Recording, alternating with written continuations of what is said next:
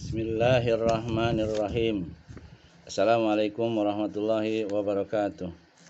Innal hamdalillah nahmaduhu wa nasta'inuhu wa nastaghfiruh wa na'udzu billahi min syururi anfusina wa min sayyiati a'malina may yahdihillahu fala mudilla lahu wa man yudlil fala hadiyalah. Asyhadu an la ilaha illallah wahdahu la syarikalah wa asyhadu anna Muhammadan abduhu wa rasuluh.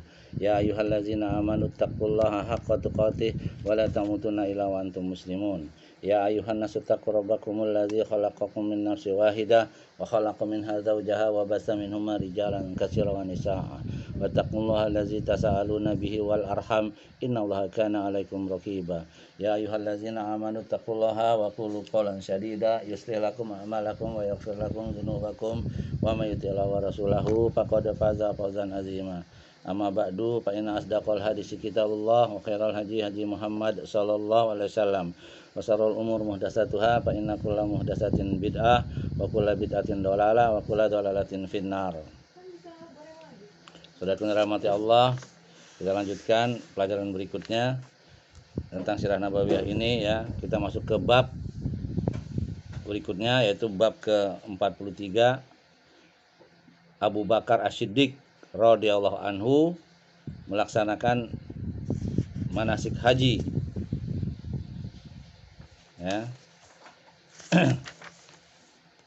Kemudian juga berbondong-bondongnya manusia memeluk agama Allah ya, agama Islam.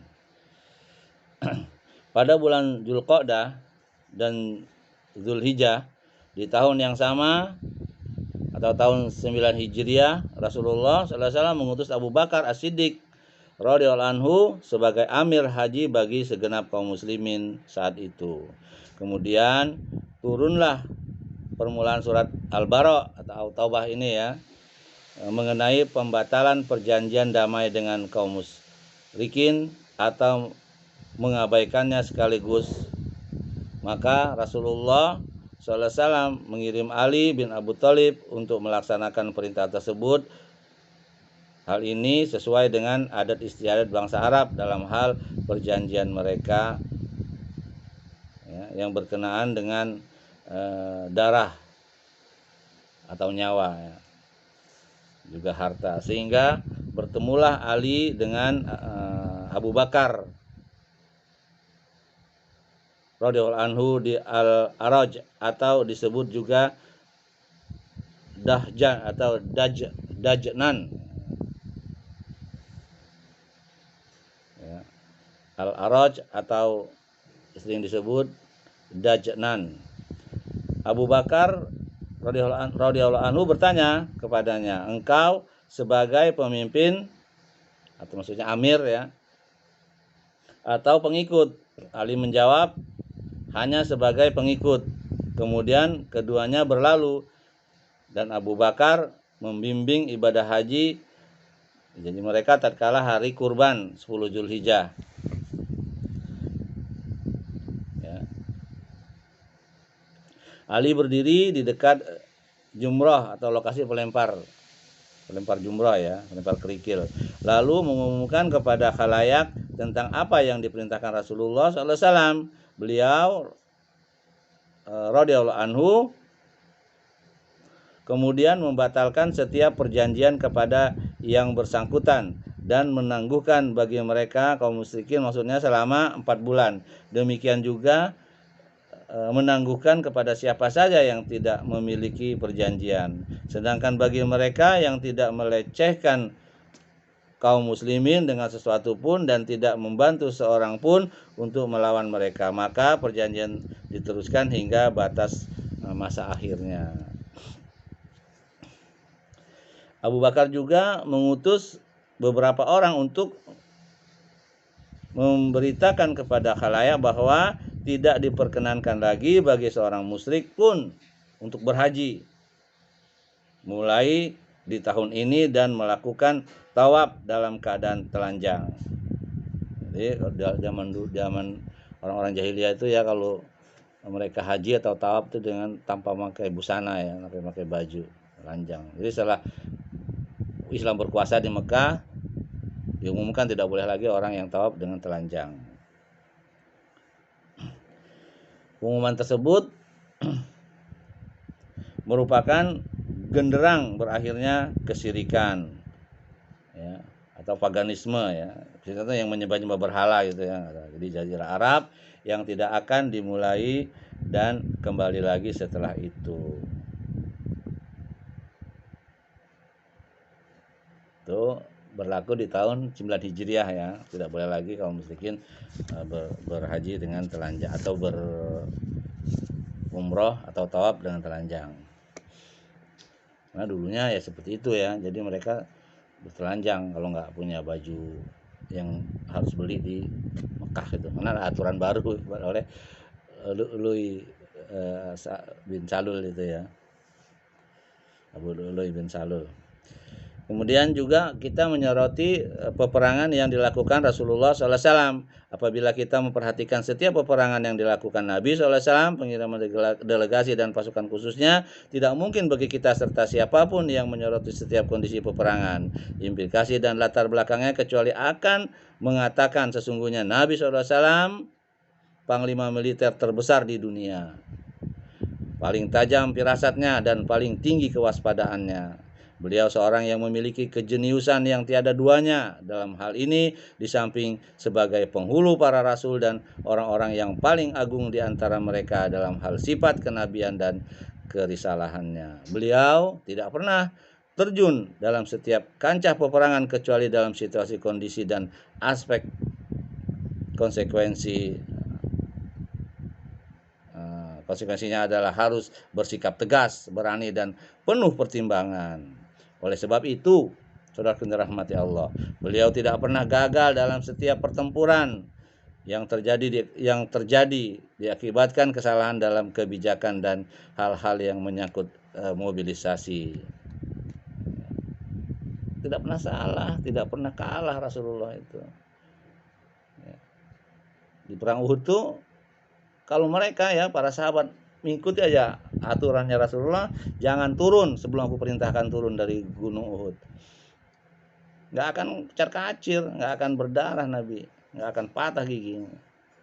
Gitu. Tapi tetap kondisinya masih menang. Gitu. Penentuan sentra-sentra strategis, pengambilan posisi yang paling baik dan paling kuat untuk berhadapan, dan pemilihan siasat yang paling baik di dalam mengatur jalannya pertempuran. Bahkan hal tersebut menunjukkan bahwa beliau memiliki tipikal leadership yang luar biasa, yang berbeda dari apa yang lazimnya diterapkan dalam manajemen leadership dan dari apa yang dikenal dunia terhadap para leader tersebut. Sementara apa yang terjadi dalam perang Uhud dan Hunain ya, lain halnya. Pada perang Hunain disebabkan faktor kelemahan bagi sebagian oknum pasukan, sementara di perang Uhud ya, dari sudut pandang militer adalah disebabkan ketidakpatuhan terhadap perintah beliau dan tidak mau patuh dan komitmen terhadap sikap bijak dan siasat yang keduanya telah beliau wajibkan kepada mereka. Itu bukan kalah itu. Kalau aja para sahabatnya nurut apa kata Nabi pimpinannya, menang. Karena mereka nggak patuh, sibuk dengan ghanimah, akhirnya mereka turun, akhirnya diserang balik ya sama Khalid bin Walid, waktu itu masih kafir ya dalam perang Uhud. Gitu. Kejeniusan Rasulullah SAW tampak jelas dalam dua pertempuran ini, Uhud dan Hunain. Tatkala kekalahan melanda kaum muslimin, di mana beliau tetap bertahan menghadapi musuh. Sebenarnya tidak kalah ya, karena tidak ada mendapat apa-apa mereka itu di perang Uhud itu. Perang Hunain juga karena ya akhirnya mereka juga merasa takut juga dengan pasukan Islam ya.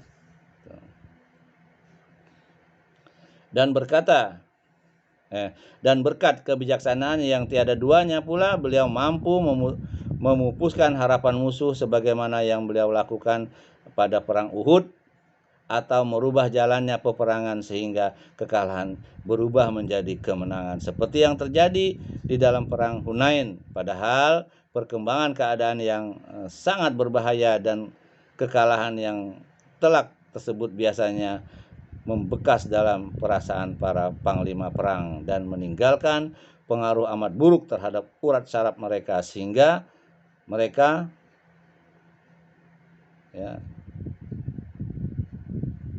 membuat tidak ada lagi yang tersisa. Sesudah itu dalam hati mereka kecuali upaya untuk menyelamatkan diri sendiri, kabur gitu kan. Tidak kabur. Ngatur strategi sehingga musuh juga nggak berani menyerang. Akhirnya surutlah penyerangan mereka, ya. Kita tidak kalah baik di perang Uhud maupun perang Hunain tadi, ya. Demikianlah hal itu bila dilihat dari aspek leadership militer murni, sedangkan dari aspek-aspek lainnya melalui peperangan-peperangan tersebut beliau sallallahu alaihi wasallam mampu memberikan kepastian rasa aman, membentangkan perdamaian, memadamkan api fitnah, menghancurkan kekuatan musuh dalam bentrokan langsung antara Islam dan kesyirikan, ya. Kaum paganisme, memaksa mereka ke meja perundingan dan mengosongkan jalan untuk menyebarkan dakwah. Demikian pula beliau mampu mengetahui siapa di antara para sahabat itu yang benar-benar ikhlas dan siapa yang menyembunyikan kemunafikan serta menyimpan sentimen kelicikan dan pengkhianatan. Luar biasa Rasulullah, ya. Mungkin kita memimpin umat Islam, ya. Beliau mampu mencetak beberapa tokoh dan komandan-komandan pasukan yang siap berhadapan dengan pasukan Persia dan Romawi di berbagai medan pertempuran di Irak dan Syam. Setelah itu, bahkan mereka dapat mengungguli musuh dalam strategi perang dan memanage alur pertempuran sehingga mampu mengusir mereka dari tanah air, ya, dari tempat tinggal mereka, harta benda yang berupa kebun, mata air ladang dan tempat-tempat strategis serta segala bentuk kemewahan yang dulu pernah mereka enyam. Demikian juga ya, berkat peperangan ini Rasulullah SAW mampu menyediakan tempat tinggal, tanah, mata pencaharian dan lapangan pekerjaan bagi kaum muslimin, sehingga banyak permasalahan yang dihadapi oleh para pengungsi dan yang papa dan tunawisma terselesaikan. Beliau juga mampu menyiapkan senjata, kendaraan, kuda, onta dan kedelai dan lain-lainnya untuk perlengkapan perang dan anggaran belanja. Yang demikian ini tercapai dari terpenuhinya tanpa melakukan sedikit pun tindakan zalim kepada rakyatnya melalui batas kekejian dan permusuhan terhadap sesama. Ya, orang kafir nggak mau masuk Islam ya bayar pajak, dan juga nggak diambil dengan secara zalim. Nabi melarang, ya. Beliau telah merubah visi dan misi perang yang dulu merupakan pemicu meluasnya api peperangan dalam zaman jahiliyah. Di masa jahiliyah, peperangan tak lain hanyalah merupakan perampokan, pembunuhan, penindasan, kelaliman, kekejaman, permusuhan, balas dendam, kemenangan, penghinaan dan penindasan terhadap yang lemah, perusakan bangunan, pelecehan terhadap kehormatan wanita dan kekejaman terhadap yang lemah, tua renta dan anak-anak kecil. Itu di zaman jahiliyah, ya, perangan seperti itu. Perusakan ladang, tanaman dan keturunan serta perbuatan sia-sia dan kerusakan di muka bumi. Maka di dalam Islam, perang ini berubah menjadi jihad di dalam merealisasikan tujuan yang mulia, yang agung dan terpuji, yang dibanggakan oleh semua umat manusia di setiap zaman dan tempat. Perang berubah menjadi jihad untuk membebaskan manusia dari sistem pemaksaan. Kalau perang jahiliyah tujuannya merampok, menindas, membunuh, dendam. Dalam Islam enggak. Ya, tujuannya ingin berdakwah, menegakkan kebenaran dan tidak merampas. Ya. Makanya dikenal dengan jihad. Tidak ada pemaksaan. Meskipun menang, kalau dia nggak mau masuk Islam, ya bayar pajak. Beda dengan orang kafir zaman jahiliyah. Orang udah kalah tetap aja dibunuh. Seperti itu. Dengan cara pemaksaan. Dengan cara penindasan. Jadi kalau tujuan Islam itu adalah jihad untuk dalam perang itu ya, untuk membebaskan atau mengajak manusia masuk Islam tanpa pemaksaan dan permusuhan menuju suatu sistem keadilan. Dari sistem di mana yang kuat memangsa yang lemah menjadi sistem di mana yang kuatlah yang menjadi lemah hingga diambil darinya apa yang menjadi hak si lemah. Demikian juga perang berubah menjadi jihad dalam upaya membebaskan orang-orang yang tertindas dari kalangan laki-laki, wanita, dan anak-anak yang senantiasa berdoa, "Ya Allah, keluarkan kami dari negeri ini yang lalim penduduknya, dan jadikanlah bagi kami pelindung dari misimu, serta jadikanlah bagi kami penolong dari sisimu." Nah, Islam luar biasa ya. Jadi perang Islam itu bukan merampas, bukan merampok, bukan menindas, bukan mengintimidasi ya. Tujuannya hanya satu, mengajak kepada kebenaran, mengajak kepada ke Islam gitu. Kalau nggak mau ya bayar pajak.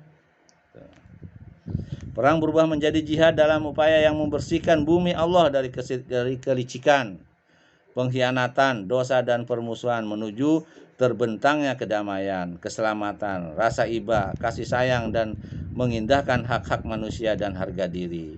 Demikian juga beliau meletakkan pedoman mulia dalam peperangan di mana seluruh prajurit dan komandan perang dituntut komitmen terhadapnya dan tidak diperkenankan melanggar ketentuan tersebut dalam keadaan apapun. Sulaiman bin Buraidah dari ayahnya meriwayatkan apabila Rasulullah Shallallahu Alaihi Wasallam mengangkat seorang menjadi amir atau pemimpin pasukan atau pasukan khusus, maka beliau berwasiat kepadanya secara khusus agar bertakwa kepada Allah dan berwasiat kepada pasukannya agar berbuat kebaikan. Kemudian bersabda, berperanglah atas nama Allah di jalan Allah, perangilah orang-orang kafir, bertempurlah tapi jangan melampaui batas atau berkhianat, melakukan pembunuhan secara sadis, apalagi mutilasi ya. Dan janganlah pula membunuh anak-anak kecil atau orang-orang tua ya, atau orang perempuan ya. Hingga akhir hadis ya. Beliau juga memerintahkan agar mempermudah orang atau longgar dan fleksibel. Sebagaimana sabdanya, permudahlah dan jangan mempersulit serta ciptakanlah ketenangan dan jangan membuat orang lari atau takut. Ya. Ini hadisnya sahih, riwayat Muslim. Bab 2, halaman 82 dan 83. Dan yang lainnya ya. Apabila beliau mendatangi musuh pada malam hari, maka tidak akan menyerangnya kecuali datang waktu pagi, menjelang subuh ya. Bahkan beliau melarang keras melakukan pembunuhan dengan cara membakar, membunuh anak kecil, membunuh wanita, dan memukulnya, serta melarang perampasan. Bahkan beliau sampai bersabda, sesungguhnya penjarahan tidak lebih halal dari bangkai. Demikian pula beliau melarang membinasakan tanaman dan keturunan serta penebangan pohon-pohon kecuali jika memang sangat diperlukan dan sudah tidak ada jalan lain. Islam itu kalau berperang begitu. Jadi kalau ada tuduhan orang-orang kafir bahwa Islam itu merampas harta orang atau memaksa orang masuk Islam, itu keliru. Diajak masuk Islam kalau mau, kalau nggak mau ya udah bayar pajak, udah itu aja. Kalau nggak mau ya diperangin. Baru, bukannya memaksa, tidak.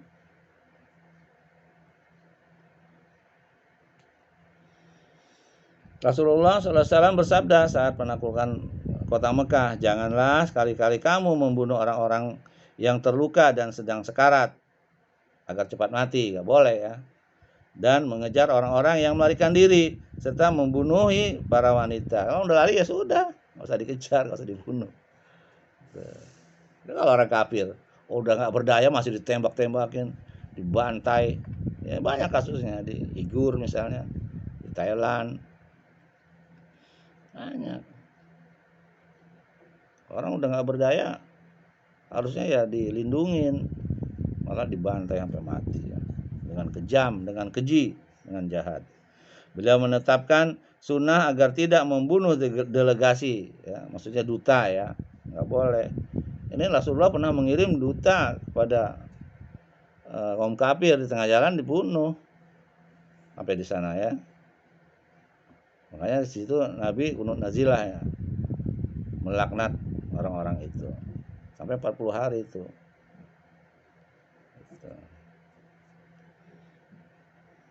Ya. Beliau menetapkan sunnah agar tidak membunuh delegasi atau duta. Sangat keras melarang membunuh orang-orang yang terikat dalam perjanjian dengan sabda beliau, barang siapa membunuh orang-orang yang terikat dalam perjanjian, maka dia tidak akan mencium bau surga. Sesungguhnya bau surga dapat dicium dari jarak perjalanan 40 tahun. Masya Allah ya. Orang masuk surga tuh baunya 40 tahun perjalanan ya. Makanya kalau kita puasa nih, puasa sunnah ya, kita akan tidak mencium baunya neraka selama 70 tahun perjalanan. Luar biasa ya, makanya puasa itu luar biasa pahalanya. Puasa sunnah apalagi, puasa sunnah juga seperti itu, apalagi puasa wajib ya. Puasa sunnah aja itu ganjarannya. Ya, jadi hikmah buat kita, ini dalil yang sangat yang bermanfaat buat kita ya. Jadi barang siapa yang membunuh yang orang dalam ada perjanjian, maka dia tidak akan mencium bau surga. Sesungguhnya bau surga itu tercium dari jarak perjalanan 40 tahun. Dan berbagai pedoman mulia lainnya yang dapat membersihkan peperangan dari noda jahiliyah sehingga menjadikannya sebagai sebuah jihad yang suci. Itu lebih lengkapnya bisa dilihat di kitab Zadul Ma'ad halaman 64 sampai 68. Saudara yang dirahmati Allah, kita masuk ke bab berikutnya atau poin berikutnya. Manusia berbondong-bondong memeluk agama Allah ya, seperti firman Allah dalam surat An-Nasr itu ya, Zazul zilatil ardu zilzalaha. Nah, maksud saya Pak An-Nasr ya, ijazah anasrullahi wal fath dan seterusnya itu.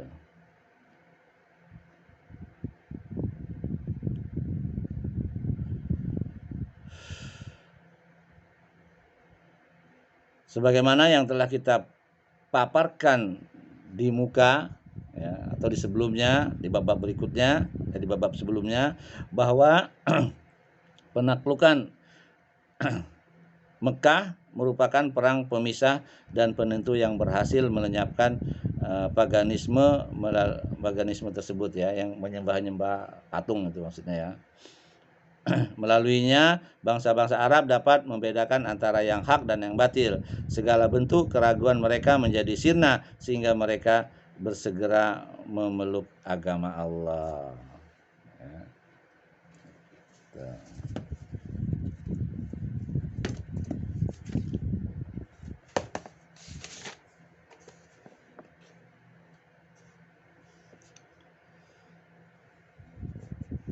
Jadi begitu manusia berbondong-bondong masuk Islam, ya kan, terpaksa atau nggak terpaksa ya,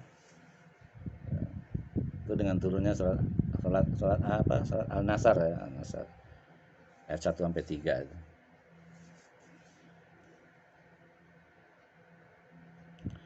Amr bin Salamah bertutur, tidaklah kami berada di sebuah mata air tempat lalu lalang manusia, tiba-tiba sebuah rombongan menghampiri dan kami bertanya kepada mereka bagaimana pendapat orang-orang tentang pria ini, yaitu maksudnya Rasulullah Sallallahu Alaihi Wasallam.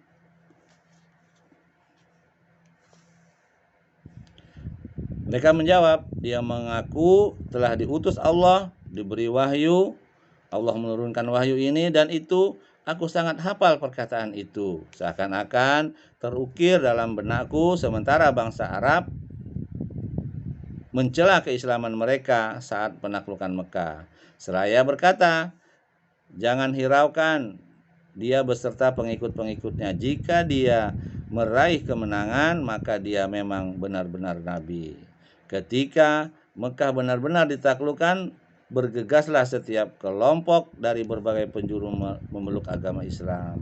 Demikian juga ayahku yang lebih dahulu masuk Islam daripada kaumnya. Dan setelah ia kembali, ia berseru, demi Allah, sesungguhnya aku baru saja datang dari sisi Nabi SAW yang berkata, tunaikanlah sholat ini dan sholat itu pada waktu yang tertentu. Maka jika tiba waktu sholat, hendaklah salah satu dari kalian mengumandangkan azan, dan yang paling banyak hafalan Al-Qur'annya bertindak menjadi imam.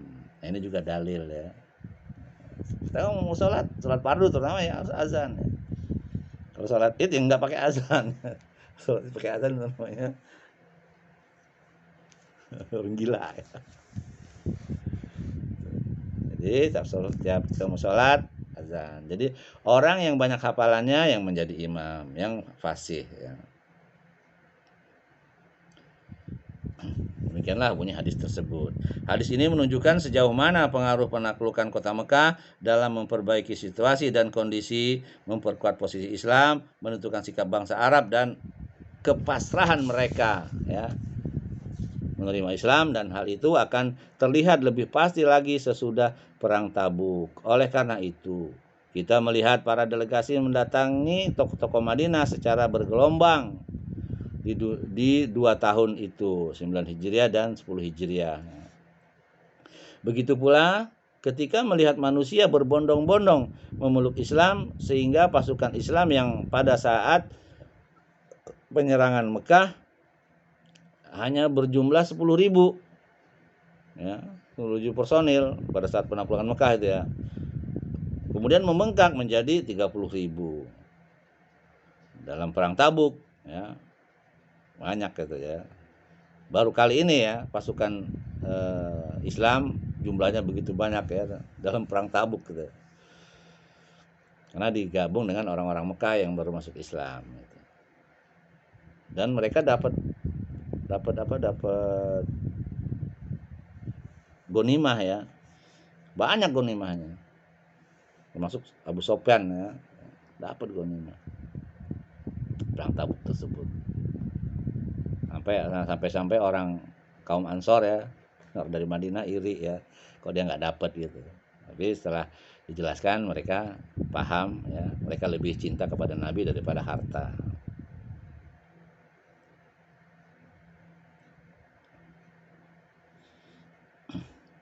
Dalam perang Tabuk, dan ini berlangsung dalam kurun waktu kurang dari 1 tahun saja. Demikian juga melihat lautan manusia yang terdiri dari para tokoh Islam saat Haji Wada yang berjumlah 100.000, bahkan sampai 144.000 orang ya, bergelombang di sekitar Rasulullah SAW dengan mengumandangkan talbiyah, takbir, tasbih dan tahmid yang membelah angkasa dan membahana di seluruh penjuru ya. Talbiyah, labbaik Allahumma labbaik, labbaik la syarika lak labbaik, innal hamda wa ni'mata laka wal mulk la syarikala. Ya, luar biasa ya, setelah Islam berjaya ya, kemudian inilah detik-detik wafatnya Rasulullah sallallahu alaihi wasallam.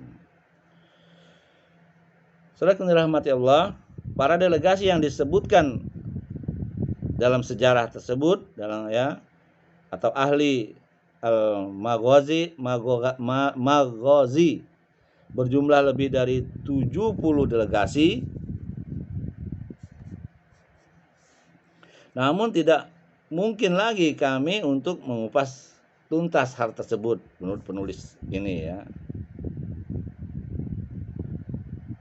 dan menjabarkannya secara detail karena tidak ada manfaatnya lagi, karena sudah diulas di sebelumnya ya.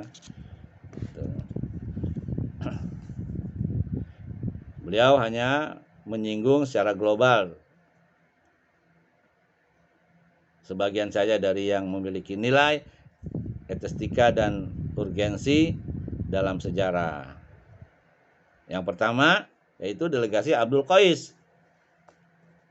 Kabilah ini telah mendelegasikan sebanyak 2 kali. Yang pertama terjadi pada tahun ke-5 Hijriah atau sebelum itu. Ketika itu seorang yang berasal dari kabilah mereka bernama Munkid bin Hayyan datang ke Madinah untuk berdagang.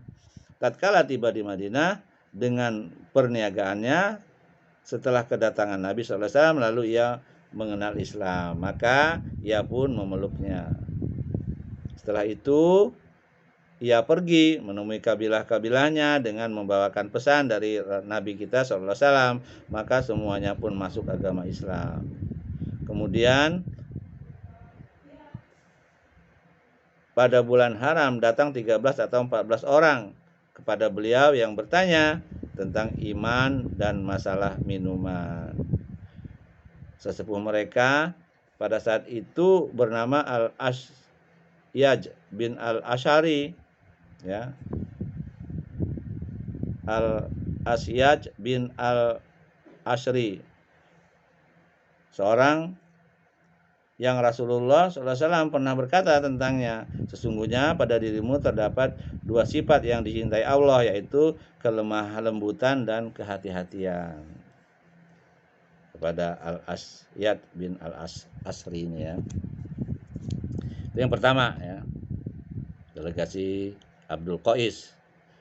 Kemudian yang kedua terjadi pada tahun kedatangan para delegasi. Di antara mereka terdapat Al-Jarud bin Al-Ala Al-Abdi, yang dahulunya seorang Nasrani kemudian masuk Islam dan tetap komitmen. Ini ada dalam kitab Syarah Muslim karya Iman An-Nawawi, bab 1 halaman 33, dalam Fathul Bari bab 8 halaman 85 sampai 86. Itulah, ya. Jadi pengiriman kedatangan para delegasi, ya. Yang pertama. Yang kedua, delegasi Daus. Delegasi ini datang di awal tahun ke-7 Hijriah saat Rasulullah SAW sedang berada di Khaybar.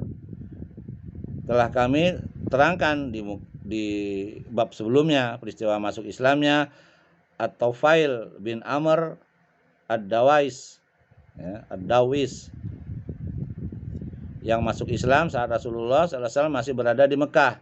Lalu ia kembali ke kaumnya dan masih terus menyeru mereka kepada Islam. Akan tetapi mereka kurang meresponnya sehingga ia putus asa. Kemudian datang kembali menghadap Rasulullah SAW, memohon kepada beliau agar mendoakan keburukan atas kabilah Daus, ya, kabilah Daus. Ya. Lalu beliau malah berdoa, ya Allah, berilah Daus hidayah. Nah, jadi bukan melaknat, ya, bukan mendoakan yang jelek, malah mendoakan yang baik. Ya Allah, berikanlah kaum Daus hidayah. Maka mereka akhirnya masuk Islam. Kemudian At-Tufail datang bersama 70 atau 80 kepala keluarga dari kaumnya ke Madinah pada awal tahun ke-7 Hijriah, di mana saat itu Rasulullah SAW masih berada di Khaybar, hingga mereka menyusul beliau ke sana. Itu delegasi yang kedua. Delegasi yang ketiga yaitu utusan Parwah bin Amr Al-Juzami. Parwah adalah seorang mantan panglima keturunan Arab yang menjadi salah satu panglima perang Romawi. Dia bekerja kepada mereka untuk mengkoordinir kabilah-kabilah Arab yang berada di bawah kekuasaannya. Tempat tinggalnya berada di Mu'an dan sekitarnya yang masih masuk kawasan Syam. Ia memeluk Islam tatkala melihat kepahlawanan dan keberanian kaum muslimin pada perang Mu'tah di tahun ke-8 Hijriah. Setelah masuk Islam, dia mengirimkan seseorang utusan kepada Rasulullah SAW untuk memberitahukan perihal keislamannya dan menghadiahkan kepada beliau seekor bagal putih. Bagalnya peranakan antara kuda, ya, dan keledai, ya. Sebutnya bagal. Ini peranakan kuda dan keledai. Saat Romawi mengetahui berita keislamannya, mereka menangkap dan memenjarakannya. Kemudian diberikan dua opsi kepadanya, keluar dari Islam atau mati. Namun akhirnya dia memilih lebih baik mati daripada murtad. Dia disalib di Palestina, tepatnya di sebuah mata air bernama Afra. Kemudian dieksekusi dengan memenggal lehernya. Nah, ya, ini ada dari kalangan kitab Zadul Ma'ad bab 3 halaman 45 dan Tafhim Al-Quran di bab 2 halaman 169 ya. Terus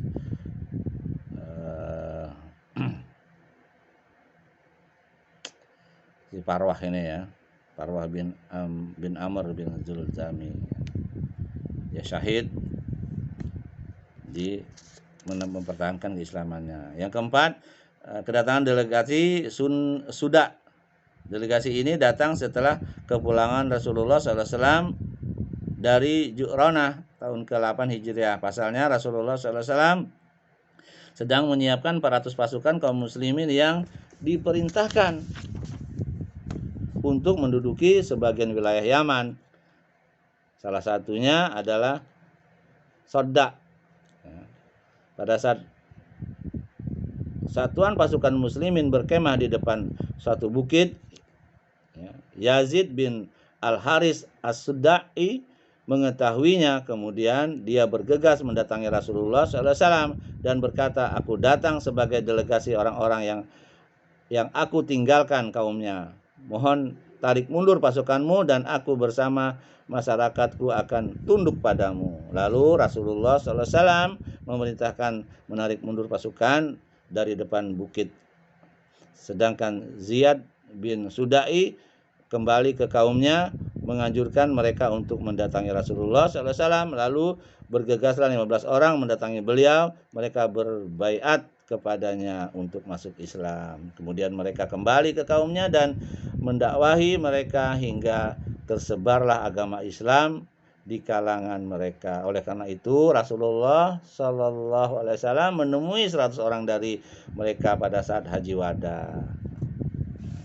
Yang keempat ya. Yang kelima, kedatangan Ka'ab bin Zuhair bin Abi Sulma. Dia berasal dari keluarga penyair, pujangga ya, dan termasuk penyair kondang bangsa Arab. Dahulu sering mengejek Nabi SAW melalui syair-syairnya. Pada saat Rasulullah SAW pulang dari perang Taif tahun 8 Hijriah, Bujair bin Zuhair, saudara Ka'ab ya, mengirim pesan kepada Ka'ab bahwa Rasulullah SAW telah membunuh orang-orang di Mekah yang dahulu pernah mengejek melalui syair dan menyakitinya, sedangkan para penyair Quraisy lainnya telah kabur ke segala penjuru. Maka jika kamu masih sayang pada diri dan nyawamu, segeralah mendatangi Rasulullah SAW, karena beliau tidak akan membunuh orang-orang yang datang dalam keadaan bertobat. Jika tidak, carilah jalan keluar dari sini. Kabarin sama saudaranya. Kalau mau datangin Rasulullah, Rasul tidak akan membunuhmu asal kamu taubat. Setelah itu terjadilah surat menyurat antara kedua bersaudara ini, sampai akhirnya Ka'ab merasakan bumi ini menjadi sempit baginya dan dia masih merasa sayang akan diri dan nyawanya, sehingga dia segera menuju Madinah dan singgah di rumah seseorang dari kabilah Juhainah dan sholat subuh bersamanya. Seusai sholat, orang ini memberi isyarat kepadanya mengenai di mana Rasulullah SAW, dan dia pun berdiri mendatangi Rasulullah SAW hingga duduk di sisinya dan meletakkan tangannya di atas tangan beliau, padahal beliau belum mengenalnya. Ka'ab berkata, "Wahai Rasulullah, sesungguhnya Ka'ab bin Zuhair telah datang menemuimu untuk memohon perlindungan kepadamu seraya bertaubat dan memeluk agama Islam. Apakah bila aku membawanya ke hadapanmu, kamu akan menerimanya?" Beliau menjawab, "Ya."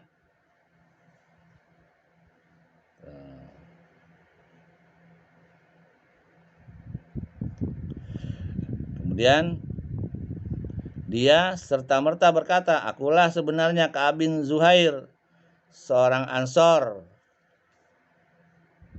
Melompat ke arahnya seraya meminta izin agar diperkenankan memenggal lehernya. Maka Rasulullah SAW berkata, "Biarkan dia dan menjauhlah darinya, karena sesungguhnya dia datang dalam keadaan bertobat dan menanggalkan semua keyakinan lamanya." Lalu ketika itulah Ka'ab merangkai bait syairnya yang terkenal di mana permulaannya.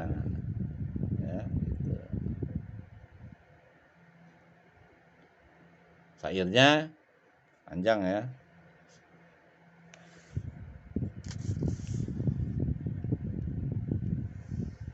Di dalam syair tersebut dia memohon mohon maaf kepada beliau dan memujinya.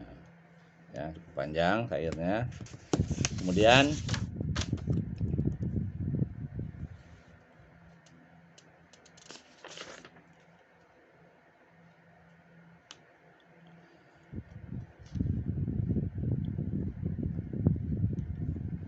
dia menyanjung kaum muhajirin dan dari Quraisy ya. Si Ka'ab bin Zuhair tadi ya. Karena ketika dia datang, salah seorang dari mereka tidak pernah berkata terhadap dirinya kecuali yang baik-baik. Di tengah pujian tersebut, ia memaparkan kepada orang-orang Ansor perihal tindakan salah seorang dari mereka yang ingin memenggal lehernya. Dia berkata, mereka berjalan seperti onta elok rupawan, terhindar pukulan bila anak panah hitam telah melesat. Setelah masuk Islam, ya, Zuhair tadi, Ka'ab bin Zuhair, dan sudah bagus komitmennya, barulah kemudian dia menyanjung kaum Ansor dalam kumpulan puisinya dan merevisi sikapnya yang kurang adil terhadap kemuliaan mereka di kemuliaan kaum Ansor tersebut ya. Dia berkata, barang siapa yang ingin kemuliaan hidup, maka ia akan temukan pada kemuliaan orang-orang saleh Ansor. Mereka mewarisi kemuliaan dari pembesar-pembesar kaumnya. Sesungguhnya orang-orang pilihan adalah mereka yang berketurunan baik. Masya Allah ya. Tadinya benci karena dia mau dipenggal orang Ansor. Itu dia menyanjungnya. Yang keenam, ya, pengirim delegasi Ujrah. Delegasi ini datang pada tahun ke-9 Hijriah. Mereka berjumlah 12 utusan, diantaranya Hamzah bin An-Nu'man, ya, bukan Hamzah paman Nabi ya. Juru bicara mereka saat ditanya tentang kabilahnya menjawab, "Kami adalah Bani Uzrah, saudara seibu Kusai, salah seorang nenek moyang Rasulullah SAW, dan kamilah yang telah membela Kusai serta mengusir Khuza'ah dan Bani Bakar dari pusat kota Mekah."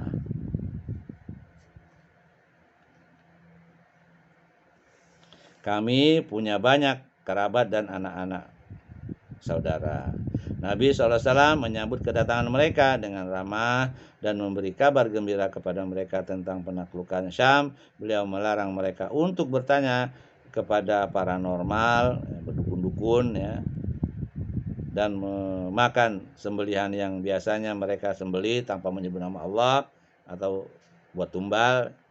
Mereka memeluk Islam dan tinggal beberapa waktu di Madinah untuk kemudian mereka kembali untuk belajar Islam tentunya ya, sehingga kembali ke kaumnya menjelaskan. Yang ketujuh, delegasi Bali. Delegasi ini datang dari bulan Rabiul Awal tahun 9 Hijriah. Delegasi ini masuk Islam dan tinggal sementara di Madinah selama 3 hari untuk belajar Islam juga ya. Pemimpin-pemimpin mereka namanya disebutkan dalam sejarah, yaitu Abu Dubaib. Bertanya tentang menjamu tamu, apakah ada pahalanya? Rasulullah SAW menjawab, ya, kebaikan apapun yang kamu perbuat terhadap si kaya atau si miskin merupakan suatu sedekah. Dia bertanya kembali tentang jangka waktu bertamu 3 hari, jawab beliau. Setelah itu dia bertanya tentang domba yang lepas dan hilang. Ya, bagianmu, bagian saudaramu atau bagian serigala? Jawab beliau lagi. Dia bertanya lagi mengenai onta yang lepas dan hilang. Ia bukan bagianmu dan juga serigala, akan tetapi biarkan ia sampai pemiliknya menemukannya, jawab beliau. Jadi merupakan dalil juga ya. Kalau kita bersedekah kepada si kaya maupun miskin, tetap dapat pahala. Kalau kita menjamu tamu, lamanya 3 hari. Tamu juga harus tahu diri ya. Udah ditentuin 3 hari, malah berhari-hari ya, numpang makan. Tidak boleh ya. Kecuali memang ada keperluan ya, dan tuan rumah mengizinkan. Yang ke-8, delegasi Bani Thaqif. Delegasi ini datang pada bulan Ramadan tahun 9 Hijriah, sepulang Rasulullah SAW dari perang Tabuk. Kisah keislaman mereka bermula tatkala pemimpin mereka Urwah bin Mas'ud As-Saqafi mendatangi Rasulullah SAW sepulang beliau dari perang Thaif pada bulan Dzulqa'dah tahun ke-8 Hijriah. Sebelum sampai ke kota Madinah, ia masuk Islam lalu kembali ke kaumnya serta menyeru mereka kepada Islam. Dia optimis mereka akan menaati dan menurutinya karena dia seorang pembesar yang ditaati dan disegani masyarakatnya, serta termasuk orang-orang yang paling mereka cintai. Tatkala dia mendakwahi mereka agar masuk agama Islam, mereka menghujaninya dengan anak panah dari berbagai penjuru hingga tewas. Masya Allah ya.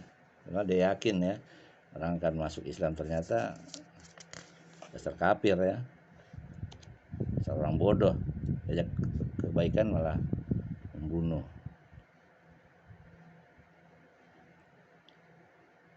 Urwah bin Mas'ud ini ya, akhirnya dia wafat ya. Selang beberapa bulan semenjak kematiannya, mereka bermusyawarah dan menyadari bahwa mereka tidak memiliki kekuatan untuk menghadapi kabilah-kabilah Arab lain di sekitar mereka yang telah berbaiat dan memeluk agama Islam. Maka mereka sepakat untuk mengutus seorang utusan kepada Rasulullah SAW. Lalu mereka berbicara dan menawarkan tugas tersebut kepada Abdul Yalail bin Amr, akan tetapi dia menolak karena khawatir kalau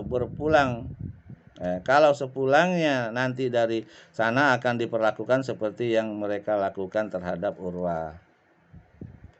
Lalu dia berkata, aku tidak akan melaksanakannya kecuali kalian mengirim bersamaku beberapa orang. Maka diutuslah bersamanya 2 orang dari Bani Al-Ahlab dan 3 orang dari Bani Malik, sehingga total jumlah mereka 6 orang. Di antaranya adalah Utsman bin Abi Al-As As-Saqafi yang merupakan orang termuda umurnya. Tatkala mereka mendatangi Rasulullah SAW, beliau menyediakan tenda-tenda di masjid agar mereka dapat mendengarkan Al-Quran dan melihat orang-orang ketika sholat. Mereka tinggal di situ sambil bergantian mendatangi Rasulullah SAW, sedangkan beliau senantiasa mengajak mereka masuk Islam, hingga suatu saat pemimpin mereka meminta agar Rasulullah SAW menulis perjanjian antara beliau SAW dan Bani Thaqif yang di dalamnya memuat dispensasi bagi mereka untuk berzina, minum khamar, makan harta riba, membiarkan togut mereka, patung Lata, agar tetap berdiri dan mereka melakukan ritual terhadapnya. Boleh meninggalkan sholat dan tidak merusak patung-patung dengan tangan-tangan mereka. Akan tetapi Rasulullah SAW menolak semua butir-butir permintaan yang mereka ajukan tadi. Lalu mereka pergi dan bermusyawarah, namun mereka tetap tidak menemukan jalan lain untuk tidak menyerah kepada Rasulullah SAW. Maka kemudian mereka pun menyerah dan mau masuk Islam dengan syarat bahwa yang menghancurkan langsung berhala-berhala Lata adalah Rasulullah SAW sendiri. Sedangkan Bani Saqif tidak akan memusnahkannya dengan tangan mereka sendiri selamanya. Jadi Rasulullah yang diminta untuk menghancurkan. Beliau menerima persyaratan tersebut dan menulis untuk mereka sepucuk pesan. Kemudian beliau menunjuk Utsman bin Abi al-As as-Saqafi sebagai pemimpin bagi mereka karena dialah yang paling bersemangat untuk mendalami dan mempelajari agama Islam dan Al-Quran. Hal ini karena ketika setiap kali delegasi mendatangi Rasulullah SAW pada pagi hari, mereka meninggalkan Utsman bin Abi al-As di penginapan mereka. Tatkala mereka pulang dari tidur siang pada tengah hari yang terik, Utsman bin Abi al-As pergi menuju Rasulullah SAW meminta beliau untuk membacakan Al-Quran untuknya dan bertanya tentang agama Islam. Apabila ia jumpai Rasulullah SAW sedang tidur, ia segera pergi menuju Abu Bakar radhiyallahu anhu dengan tujuan yang sama. Dia merupakan berkah dan sinar pencerah terbesar bagi kaumnya di masa perang Ridha atau perang terhadap orang-orang yang murtad ya. Ini Abu Bakar ya. Sebab ketika Bani Saqif berbulat tekad untuk murtad, ia berkata dengan lantang kepada mereka, "Wahai Bani Saqif, kalian merupakan orang-orang yang paling akhir masuk Islam. Maka jangan sekali-kali menjadikan orang-orang yang pertama kali murtad, maksudnya keluar dari Islam, akhirnya mereka tidak jadi murtad dan tetap konsisten pada Islam." Lalu pulanglah para utusan itu menghadap kaumnya dengan menyembunyikan kejadian sebenarnya dan menakut-nakuti mereka perihal perang dan pertempuran yang akan terjadi dengan memperlihatkan kesedihan dan kekhawatiran yang mendalam serta menerangkan bahwa Rasulullah SAW meminta mereka untuk masuk Islam, meninggalkan zina, minum keras, ya, minum khamar, riba dan sebagainya, atau menyembah patung ya. Jika tidak mau, beliau akan menggunakan jalan peperangan. Maka Bani Saqif meresponnya dengan menunjukkan fanatisme jahiliyahnya. Selama 2 hari atau 3 hari, mereka tetap bersikukuh untuk tetap berperang. Namun, kemudian Allah Azza wa Jalla melontarkan rasa takut di hati mereka, hingga berkatalah mereka dengan para delegasi itu, "Kembalilah kepadanya dan berikan apa yang beliau minta." Pada saat itulah baru mereka mengatakan hal sebenarnya dan memberitakan tentang perjanjian dan kesepakatan mereka dengan Rasulullah SAW, sehingga masuk Islamlah seluruh Bani Saqif. Ini karena berkat doa Rasulullah juga ya. Rasulullah SAW kemudian mengirimkan sekelompok orang pilihan untuk menghancurkan berhala-berhala Lata. Di bawah pimpinan perjanjian seperti itu ya. Nggak mau mereka menghancurkan, hanya minta Rasul aja ya. Kemudian Rasulullah SAW mengirimkan sekelompok orang pilihan untuk menghancurkan berhala-berhala Lata di bawah pimpinan Khalid bin Al-Walid ya. Maka Al-Mughirah bin Syu'bah berdiri dengan membawa 2 kampak seraya berkata, "Demi Allah, sungguh aku akan membuat kalian," pasukan muslim ya, menertawakan Bani Saqif. Lalu dia memukulkan kampaknya ke berhala, namun ia jatuh tersungkur. Karena itu penduduk Taif riuh dan mengatakan, "Semoga Tuhan menyingkirkan Al-Mughirah, semoga berhala itu membunuhnya." Seketika Al-Mughirah melompat dan menjawab, "Celakalah kalian, sesungguhnya berhala itu hanyalah ogokan batu dan tanah liat. Nggak bisa berbuat apa-apa," maksudnya ya, nggak mungkin bisa membunuh Walid bin Walid ya. Kemudian ia memukul pintu dan menghancurkannya. kemudian menaiki pagar tertinggi di situ, diikuti oleh yang lain, dan bersama-sama menghancurkan patung-patung tersebut hingga rata dengan tanah. Lalu mereka manggil atau menggali, ya, mereka menggali pondasi-pondasi dasarnya dan mengeluarkan segala bentuk hiasan dan pernak-perniknya. Melihat hal itu, Bani Saqif hanya diam 1000 kata. Setelah selesai, Khalid bin Walid pulang menghadap Rasulullah SAW sambil membawa bungkusan perhiasan dan tirainya kepada beliau SAW. Tadi itu juga beliau membagikannya secara adil seraya memuji Allah dan kemenangan nabinya dan kemuliaan agamanya, ya. Jadi rupanya di patung itu ada di patung Lata itu ada perhiasan-perhiasan, ya. Gitu. Ya, orang-orang Bani Saqif nggak berani karena takut kualat, ya, membunuh Tuhannya sendiri, menghancurkan Tuhan. Bahkan mendoakan si pemimpin yang mau menghancurkan patung itu, Khalid bin Walid itu, ya. Akhirnya setelah hancur nggak ada apa-apa, mereka bisa berbuat macam-macam, ya. Yang ke-9, surat dari raja-raja Yaman.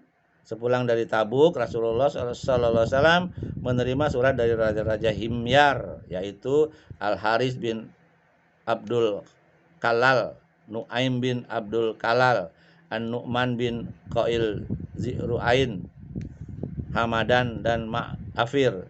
Sedangkan yang menjadi utusan mereka adalah Malik bin Murrah,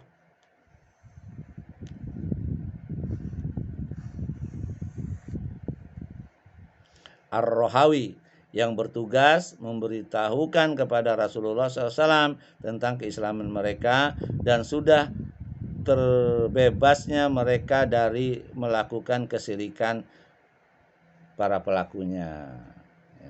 Jadi setelah dihancurkan patungnya, mereka terbebas dari kesyirikan. Kemudian beliau menulis surat kepada mereka dengan menerangkan hak dan kewajiban seorang muslim, memberikan kepada orang-orang yang terikat perjanjian, ahlu zummah, ya, itu terikat perjanjian, ya, dari kalangan mereka perlindungan dari Allah dan Rasulnya apabila mereka menyerahkan jizyah atau upeti. Beliau tidak lupa mengutus kepada mereka satu rombongan sahabat dan pemimpin oleh Mu'az bin Jabal, ya.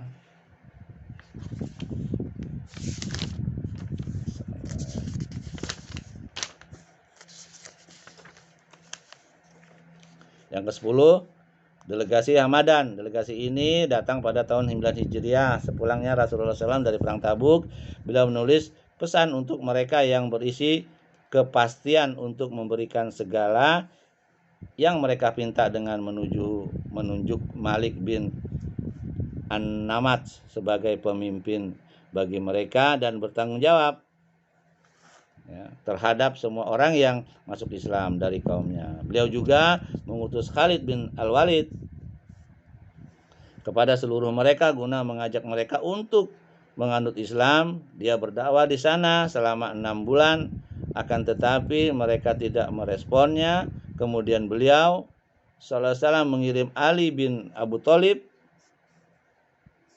dan menyuruhnya agar memulangkan Khalid. Memulangkan Khalid.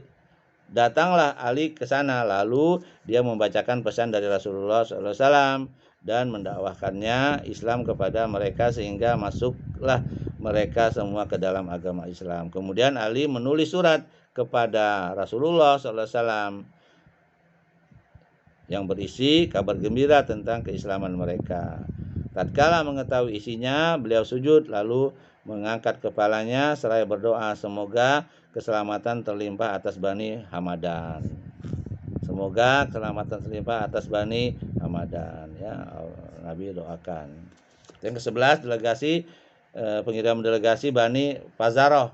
Delegasi ini datang pada tahun 9 Hijriah, sepulang Rasulullah SAW dari perang Tabuk juga.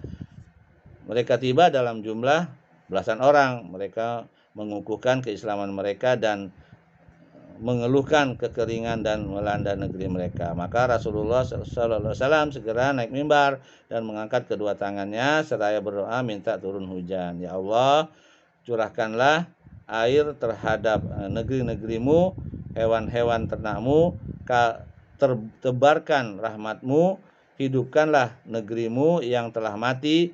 Ya Allah, teteskanlah air hujan yang lebat, membantu melegakan berkesinambungan, meluas dengan segera, tidak tertunda-tunda, bermanfaat dan tidak merugikan. Ya Allah, tuangkanlah tetesan rahmat, bukan tetesan azab, bukan pula tetesan yang membinasakan, menenggelamkan ataupun memusnahkan. Ya Allah, curahkanlah air hujan bagi kami dan menangkan kami atas musuh-musuh kami. Ya, ini ada dalam kitab Zadul Ma'ad halaman 48. Ini yang ke-11, delegasi Bani Fazaroh.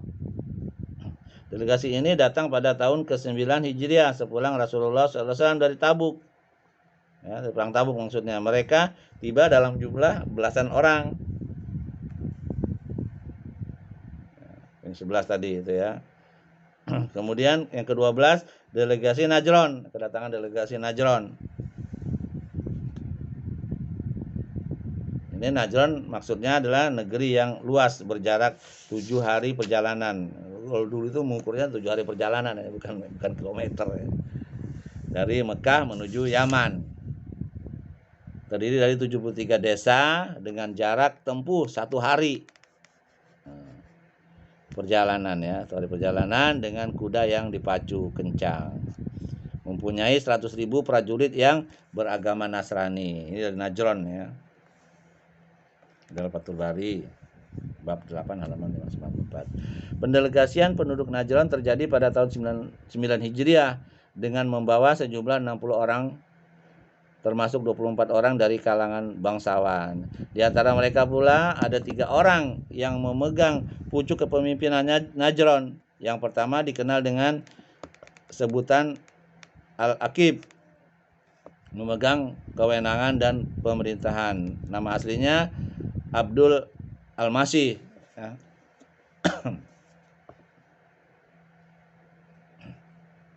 Orang kedua dikenal dengan As-Sayyid yang menangani masalah kebudayaan dan politik. Nama aslinya Al-Aihun atau Al-Aihum ya. Atau dalam riwayat lain Surahbi ya, atau Surahbil. Sedangkan orang ketiga dikenal dengan Al-Uskup, kardinal ya, yang memegang kepemimpinan religius dan spiritual. Nama aslinya Harisoh bin Al-Qomah. Nah, ini orang-orang dari Najran ya yang beragama Nasrani ya datang.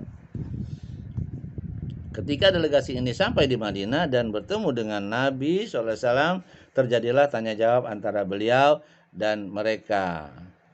Kemudian beliau mengajak mereka untuk masuk Islam dan membacakan Al-Quran ke hadapan mereka, akan tetapi mereka menolak dan malah menanyakan pendapat beliau tentang Isa alaihissalam.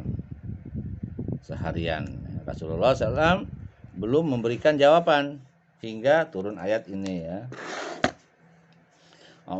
Surat ayat ini dalam surat Ali Imran ayat 59 ya sampai 61. A'udzu billahi minasyaitonir rajim. Inna masala Isa ibdallahi kamasali Adam. Khalaqahu min turabin thumma qala lahu kun fayakun.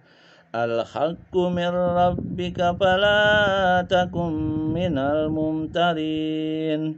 Faman hajjaka fihi min ba'di ma ja'aka minal ilmi faqul ta'alau nad'u abna'ana wa abna'akum wa nisa'ana wa nisa'akum wa anfusana wa anfusakum thumma nabtahil fanaj'al la'natallahi 'alal kadzibin. Ini ayat-ayat mubahalah ya. Sesungguhnya misalnya penciptaan Isa di sisi Allah adalah seperti penciptaan Adam. Allah menciptakan Adam dari tanah, kemudian Allah berfirman kepadanya, jadilah seorang manusia, maka jadilah ia. Apa yang telah kami ciptakan itu, itulah yang benar, yang datang dari Tuhanmu. Karena itu janganlah kamu termasuk orang-orang yang ragu. Siapa yang membantahmu tentang Isa sesudah datang ilmu yang meyakinkan kamu, maka katakanlah kepadanya, marilah kita memanggil anak-anak kami dan anak-anak kamu, istri-istri kami dan istri-istri kamu, diri kami dan diri kamu. Kemudian marilah kita bermubahalah pada Allah dan kita minta supaya laknat Allah ditimpa kepada orang-orang yang dusta. Ini ayat mubahalah, ayat-ayat mubahalah ya, Ali Imran 95-61. Ya, orang-orang Kristen ini menolak nih, ya, bermubahalah ya, takut dia. Esok harinya Rasulullah SAW memberitahukan kepada mereka perihal pendapat beliau mengenai Isa bin Maryam sesuai penjelasan dalam ayat suci tersebut ya, surat Ali Imran ya, ayat 59-61. Lalu mereka dibiarkan 1 hari supaya berpikir tentang perkara yang mereka hadapi. Namun mereka tetap enggan menerima dan mengakui apa yang telah Nabi SAW ucapkan tentang Nabi Isa tersebut. Ketika fajar menyingsing, mereka tetap enggan menerima dan mengakui apa yang beliau jelaskan tentang Isa dan tetap menolak masuk Islam. Maka Rasulullah SAW mengajak mereka bermubahalah. Mubahalah itu sumpah lah istilahnya ya. Saling masing-masing membawa anak istrinya. Barang siapa yang berdusta ya akan kena laknat. Beliau pun datang sambil menyelimutkan Al-Hasan dan Al-Husain dalam baju beludrunya, sedangkan Fatimah berjalan di belakangnya. Saat mereka melihat kesungguhan dan kesiapan beliau, mereka berkumpul dan bermusyawarah. Maka Al-Aqid dan Asy-Syayyid saling berkata, jangan sampai kalian melakukan hal itu. Demi Allah, apabila dia benar seorang nabi dan kemudian melaknat kita, maka kita tidak akan pernah selamat. Demikian pula dengan generasi setelah kita, dan tidak akan tersisa dari kita di atas muka bumi ini walaupun hanya sehelai rambut saja ataupun seujung kuku, kecuali akan binasa. Takut juga dia kan. Setelah itu mereka sepakat untuk tunduk kepada keputusan Rasulullah SAW terhadap urusan mereka. Lalu mereka datang menghadap beliau seraya berkata, sungguh kami akan memberikan kepadamu segala apa yang engkau minta dari kami. Rasulullah SAW kemudian menerima jizyah yang mereka tawarkan dan menaikkan perjanjian damai atau menandatangani perjanjian damai dengan syarat mereka menyerahkan 2.000 perhiasan dan 1.000 buah diserahkan pada bulan Rajab dan 1.000 buah lagi pada bulan Safar, serta dalam setiap perhiasan terdapat 1 uqiyah. Selanjutnya beliau memberikan jaminan Allah dan Rasulnya kepada mereka, demikian juga kebebasan mutlak dalam menjalankan kehidupan beragama mereka. Ini nggak dipaksa, nggak mau ya bayar pajak gitu. Beda dengan orang kafir. Orang kafir orang udah tunduk juga masih dihajar ya. Kemudian Rasulullah SAW menuliskan semua hal tersebut dalam sebuah surat keputusan. Mereka juga meminta beliau agar mengutus seorang yang terpercaya untuk urusan mereka. Maka diutuslah orang kepercayaan umat ini, yaitu Abu Ubaidah bin Al-Jarrah Amin Al-Ummah, untuk memungut harta perdamaian. Semenjak peristiwa itu, Islam pun mulai menyebar di kalangan mereka. Bahkan diberitakan bahwa As-Sayyid dan Al-Aqib sudah masuk Islam sepulang mereka dari Najran. Kemudian Nabi SAW mengutus Ali untuk mengambil sedekah atau zakat dan upeti. Tentunya sebagaimana diketahui bahwa sedekah itu hanya dipungut dari kalangan orang-orang Islam saja. kalau sedekah ya. Lalu pajak itu dari orang-orang kafir. Yang 13 ya, delegasi Bani Hanifah. Delegasi ini datang pada tahun 9 Hijriah, terdiri dari 17 orang, salah satunya adalah Musailamah Al-Kadzab. Ya, Musailamah Al-Kadzab ini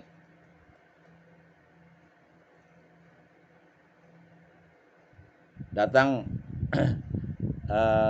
mengaku nabi ya, Musailamah Al-Kadzab ini.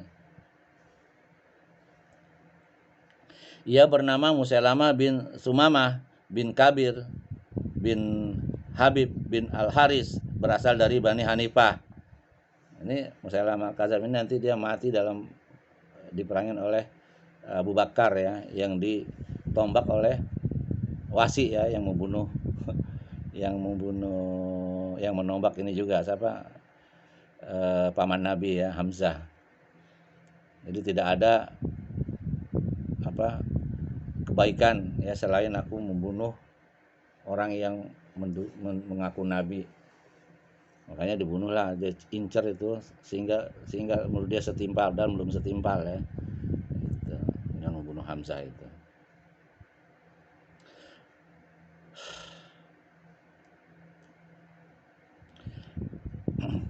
Anggota delegasi ini tinggal di rumah salah seorang sahabat dari kalangan Ansor. Kemudian datang menemui Rasulullah SAW, masuk Islam lah. Ya. Terdapat perbedaan riwayat mengenai sikap Musailamah Al-Kadzab. Setelah melakukan perenungan terhadap semua riwayat itu, nampak jelas bahwa dia menunjukkan kecongkaan, kegengsian, kesombongan, serta ambisi terhadap kekuasaan. Dia tidak turut datang menemui Rasulullah SAW bersama dengan anggota yang lain. Pada awalnya Nabi SAW tetap berusaha menjinakkan hatinya melalui perbuatan dan ucapan yang baik. Akan tetapi setelah melihat tidak ada pengaruh dan manfaat, maka beliau mendapatkan firasat buruk mengenainya. Sebelumnya Nabi SAW pernah bermimpi didatangkan kepada beliau hasil tambang bumi, lalu di kedua tangan beliau terdapat 2 gelang emas yang membuat beliau resah dan gundah. Kemudian diwahyukan kepada beliau agar meniup kedua gelang emas itu, dan beliau pun meniupnya. Maka keduanya pun menghilang.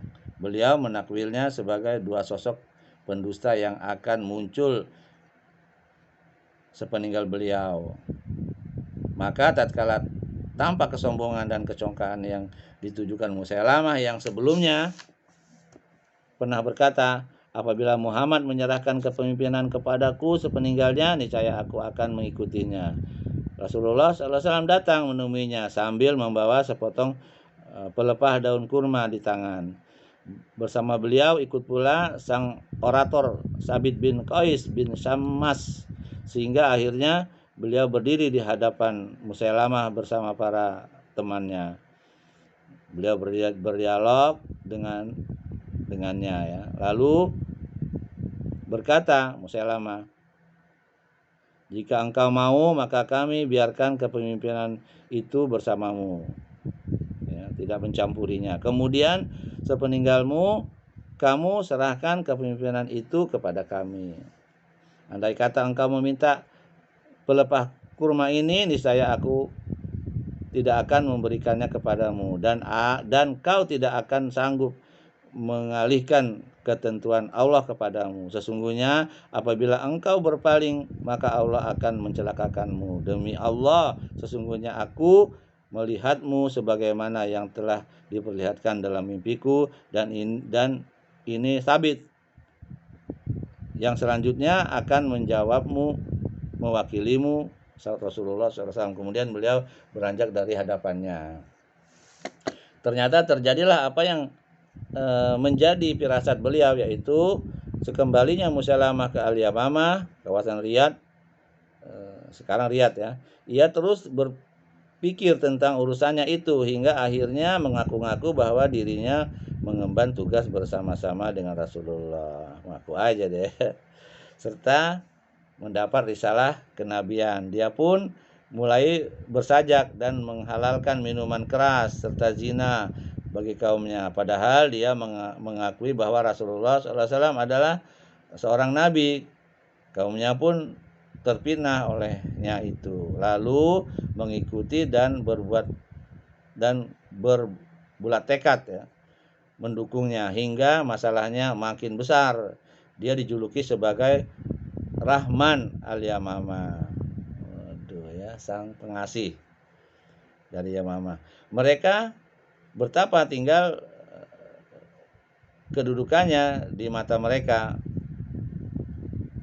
Dia pun menulis kepada Rasulullah SAW sepucuk surat yang berbunyi, sesungguhnya aku disertakan dalam mengemban tugas sepertimu untuk kami Bani Hanifah sebagian urusan itu, dan untuk Quraisy sebagian urusan yang lain. Kemudian Rasulullah SAW membalas dengan sepucuk surat yang berisi firman Allah ya, yang artinya sesungguhnya bumi ini kepunyaan Allah, dipusakakannya kepada siapa yang dikehendakinya dari hamba-hambanya, dan kesudahan yang baik adalah bagi orang-orang yang bertakwa. Surah Al-A'raf ya, ayat 28.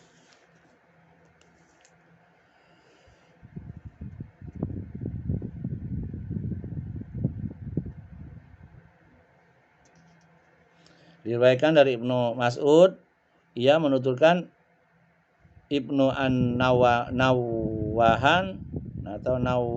atau Ibnu An-Nawahah dan Ibnu Usal datang kepada Rasulullah SAW sebagai utusan Musailamah. Lalu Nabi SAW bertanya kepada keduanya, apakah kalian berdua bersaksi bahwasanya aku adalah Rasulullah SAW?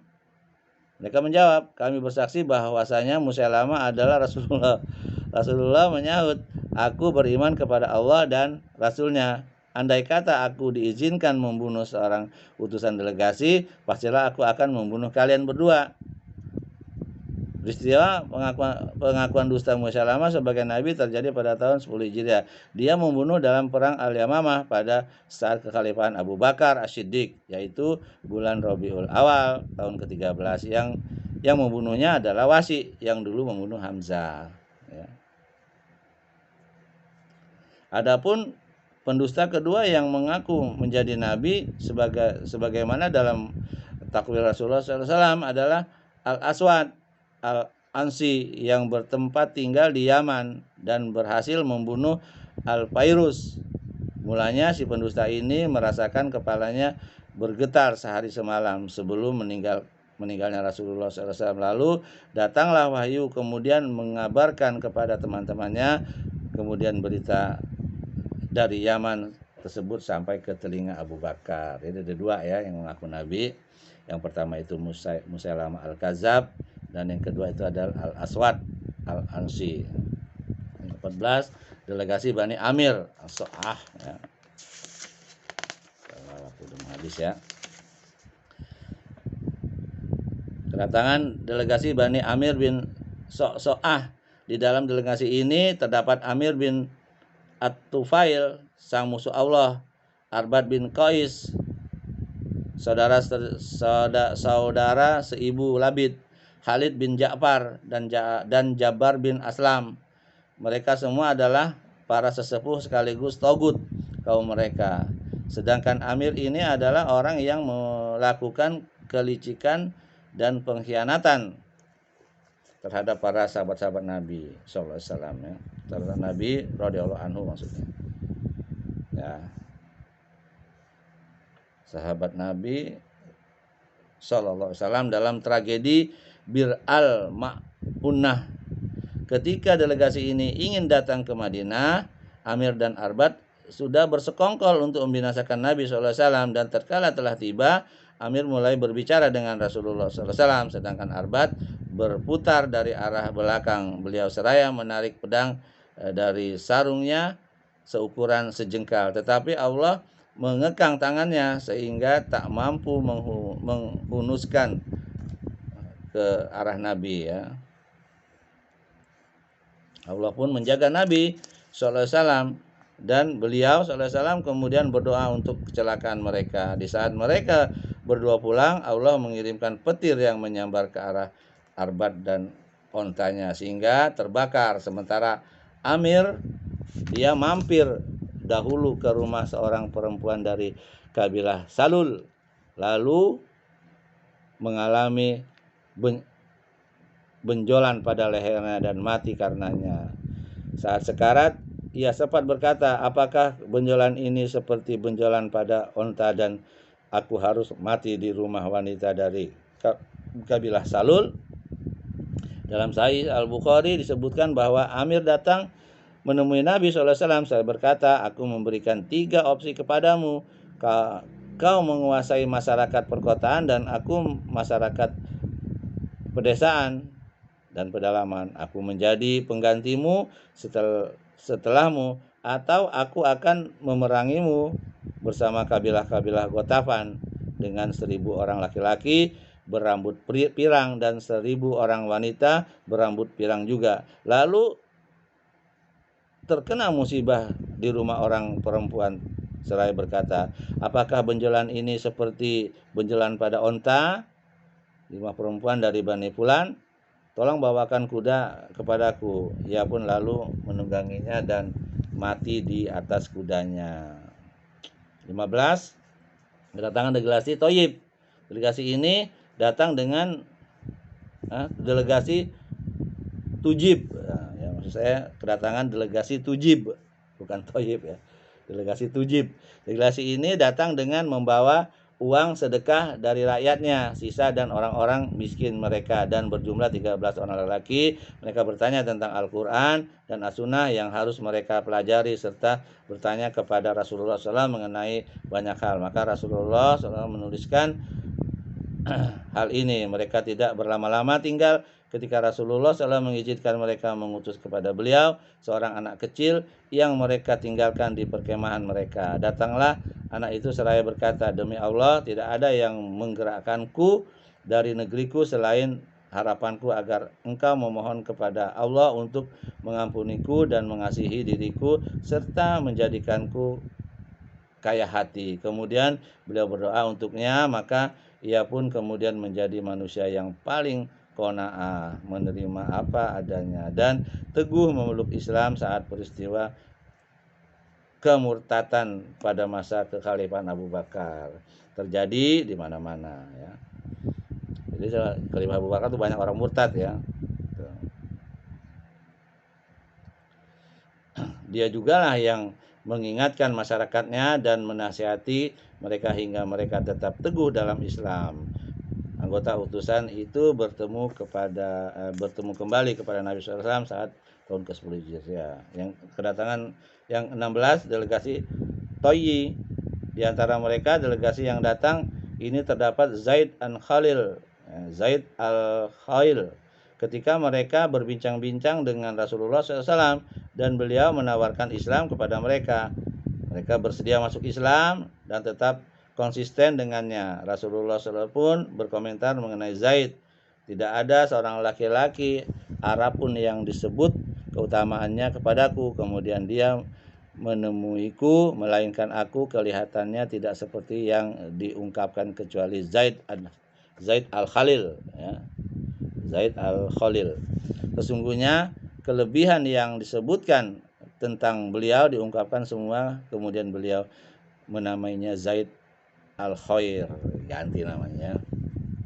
Zaid pemilik kebaikan. Sebagai ganti kata al-Khail yang artinya kuda. Jadi ganti Zaid al-Khair diganti dengan Zaid al-Khair kebaikannya.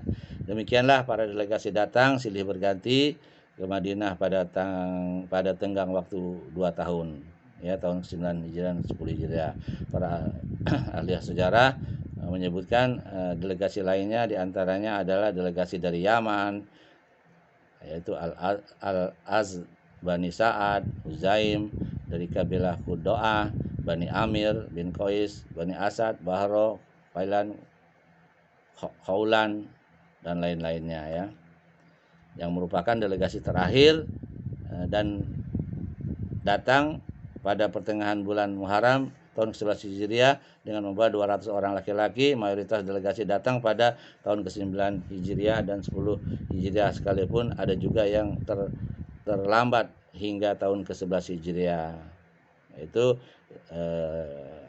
orang-orang dari Salaman, Bani Abbas, Uzain, Zabid, Kinda, Zimurah, Ghosan, Bani Aisyah, Bani Ais, ya, serta Nakho, ya. Silih bergantinya kedatangan delegasi tersebut menunjukkan betapa dakwah Islam mendapatkan respon penuh jangkauan kekuasaan dan pengaruh di seluruh penjuru Jazirah Arab.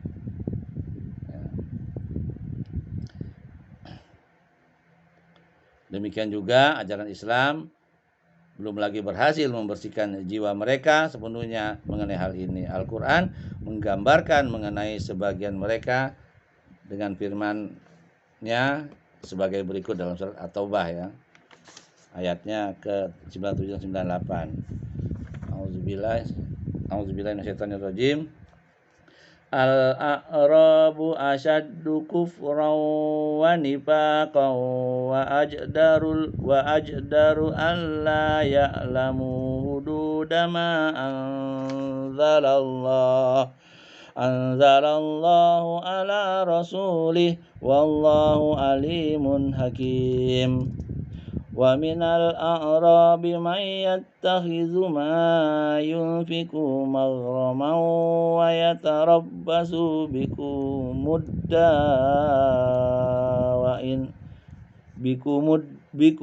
dawair alaihim dairatus saw wallahu sami'un alim.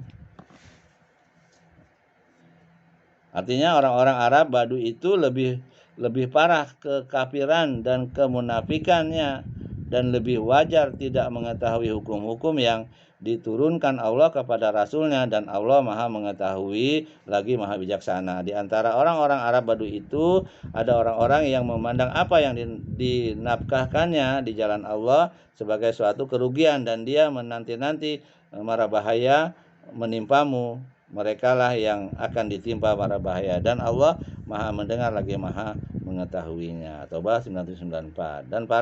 Dan pada sebagian ayat yang lain juga Allah berfirman, ya, dan memuji mereka. Wa minal a'rabi man yu'minu billahi wal yawmil akhir wa